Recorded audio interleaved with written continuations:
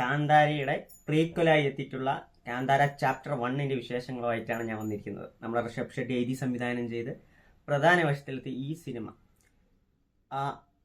നമ്മൾ ആ ഡാൻസിൻ്റെ അവരിൻ്റെ മറയൽ അവർ മാഞ്ഞു പോകുന്ന ഒരു ഇതുണ്ട്. അതിൻ്റെ മിസ്റ്ററി എന്താണ്, അതിൻ്റെ മിത്ത് എന്താണെന്നുള്ള ഫ്ലാഷ് ബാക്കും ഒപ്പം കാന്താര എന്തായിരുന്നു എന്നും അതിൻ്റെ ശരിക്കുള്ള കാര്യങ്ങളും പറഞ്ഞുകൊണ്ടാണ് ഈ സിനിമ തുടങ്ങുന്നത്. സിനിമ വളരെ ഇതിന് പറഞ്ഞ പോലെ തന്നെ ഇതിൻ്റെ പ്രീക്വലാണ്. ഞാൻ പറയുകയാണെങ്കിൽ തിയേറ്ററിൽ ഗംഭീര എക്സ്പീരിയൻസ് ചെയ്യാൻ പറ്റിയ ഒരു സിനിമയാണ് കാന്താര ചാപ്റ്റർ 1. കാരണം അത്രയ്ക്ക് മികച്ച ടെക്നിക്കൽ സൈഡാണ് സിനിമയ്ക്കുള്ളത്. VFX ആയാലും എല്ലാം, പിന്നെ അജനീഷിൻ്റെ ബാക്ക്ഗ്രൗണ്ട് സ്കോർ ആയാലും ആ വരാഹ പാട്ട് ഇതിൽ കേൾക്കുമ്പോഴും നമുക്ക് സെയിം ഗൂസ് ബംസ് നമുക്ക് കിട്ടുന്നുണ്ട്. കാരണം അത് ചെയ്തു വെച്ചിരിക്കുന്ന സീൻസൊക്കെ അങ്ങനെയാണ്. അപ്പോൾ ഞാൻ പറഞ്ഞ പോലെ ഇതെന്താണ്, എങ്ങനെയാണ് കാന്താര എന്നുള്ളത് മുമ്പ് എങ്ങനെയായിരുന്നു. നമ്മൾ ബാലരമയിലൊക്കെ പണ്ട് അമർ ചിത്രകഥയൊക്കെ വായിക്കില്ല, അതൊരു തിയേറ്ററിൽ നേരിട്ട് കണ്ട ഒരു കുട്ടിൻ്റെ സന്തോഷം പോലെയാണ് എനിക്ക് സിനിമ കണ്ടു കഴിഞ്ഞപ്പോൾ തോന്നിയത്. കാരണം അത്തരത്തിലൊരു കഥ, അതിൻ്റെ ഫ്ലാഷ് ബാക്ക്, രാജാക്കന്മാരുടെ കാലത്തുള്ള കഥ, ആ കാന്താര നമ്മുടെ ഈശ്വരൻ്റെ പൂന്തോട്ടം എന്നറിയപ്പെടുന്ന കാന്താരയായിരുന്നു, അവിടെ താരായിരുന്നു നമ്മുടെ നായകൻ എന്നൊക്കെ പറഞ്ഞു പോകുന്ന ഒരു സംഭവമാണ്. ഇനി ചിലപ്പോൾ ഞാൻ പറയുന്നതിൽ ചിലപ്പോൾ സ്പോയിലറൊക്കെ ഉണ്ടാകും. കാരണം നമുക്കറിയാം അതിൻ്റെ കഥ അല്ലാതെ പറയാൻ പറ്റില്ല കംപ്ലീറ്റ് ആയിട്ട്. അപ്പോൾ ഞാൻ പറഞ്ഞ പോലെ നമ്മുടെ പയ്യൻ്റെ, നമ്മുടെ കഴിഞ്ഞ ചാപ്റ്ററിലുള്ള നായകൻ്റെ ചെറുപ്പകാലഘട്ടമുള്ള പുള്ളിൻ്റെ സംശയമാണ് എന്തുകൊണ്ടാണ് ഇവിടെ തന്നെ കാണാതെ പോകുന്നത് എൻ്റെ അച്ഛൻ. അതിൻ്റെ പിന്നാമ്പുറ കാഴ്ചകൾ എന്ന് വേണമെങ്കിൽ പറയാം.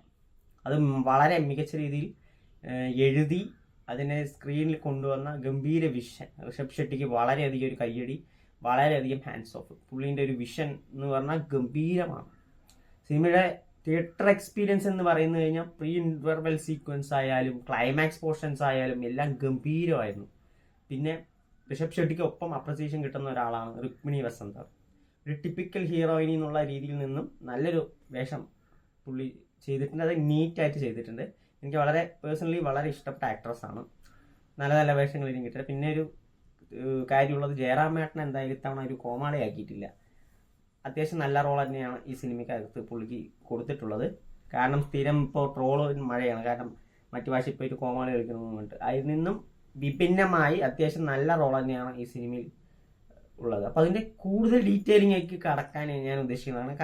നിങ്ങൾ പോയി കണ്ട് എക്സ്പീരിയൻസ് ചെയ്യേണ്ട സാധനമാണ്. കാരണം അതിലൊരു പുലി വരുന്ന സീനൊക്കെ ഉണ്ട്.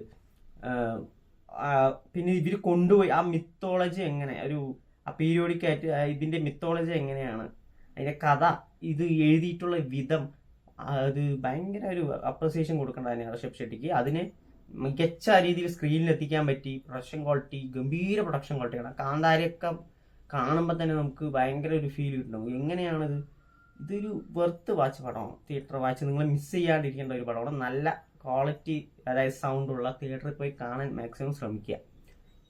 അപ്പോൾ പെർഫോമൻസ് വൈസ് പറയേണ്ട കാര്യമൊന്നുമില്ല. ക്ലൈമാക്സ് പോർഷനൊക്കെ ഗംഭീരമായിട്ട് ചെയ്യുന്നുണ്ട്.